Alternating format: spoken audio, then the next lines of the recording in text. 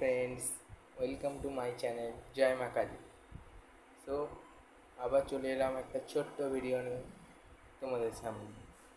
So আজকে আমি তোমাদের সামনে একটা শ্রীকৃষ্ণ ঠাকুরের ছবি তুলে ধরবো, সেটা এঁকেও দেখাবো। আগে ঠাকুরের ছবিটা দেখে নাও।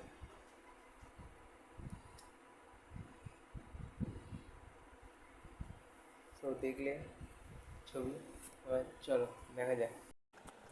সো ফ্রেন্ডস, তোমরা দেখতেই পাচ্ছ, প্রথমে আমি পেন্সিল দিয়ে স্কেচ করে নিয়েছি, তার উপর ধীরে ধীরে আমি রং চাপাচ্ছি।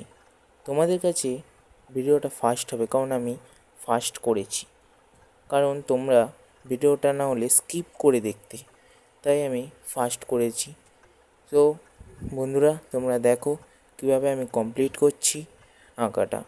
চলো দেখতে থাকো।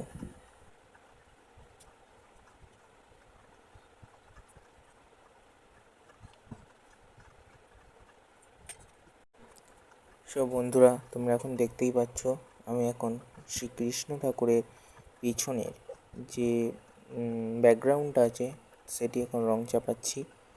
ওইটাই আসল, ওইটাই মানে সৌন্দর্য, যে ওইটাই ফুটিয়ে তুলবে কৃষ্ণ ঠাকুরকে, ওইটা। আর যে কৃষ্ণ ঠাকুরের গায়ের রংটা হবে কালো, ওইটা।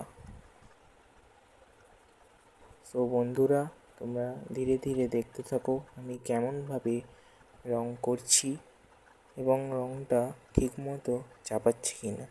যদি না চাপাই সেটা কমেন্টে লিখে জানিও।